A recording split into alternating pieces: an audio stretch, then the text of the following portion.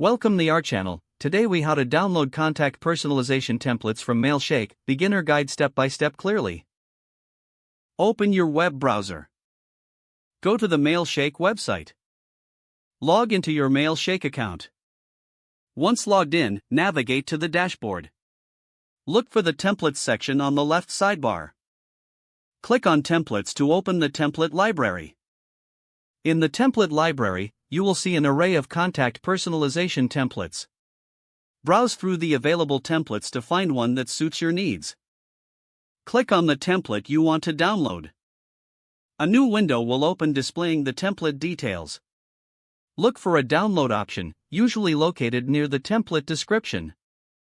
Click the download button to save the template to your device. Choose the location on your device where you want to save the file. Confirm the download and wait for it to finish.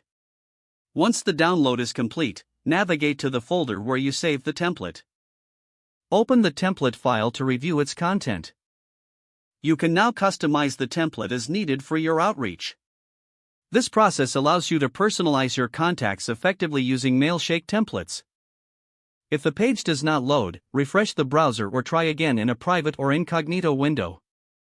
Make sure you are using the correct email address, then retype it carefully to avoid small typos. If your password is not accepted, use the reset option and create a new strong password you can remember. Check your spam folder for verification or security emails, then complete any requested confirmation steps.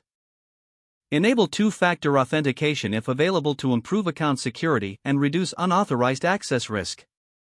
After signing in, review your profile details so your contact information and settings are accurate and current. If you see an error message, note it down and try again after restarting your device and internet connection. Log out when you finish, especially on shared devices, to keep your account and payment information secure. If the page does not load, refresh the browser or try again in a private or incognito window. Make sure you are using the correct email address, then retype it carefully to avoid small typos.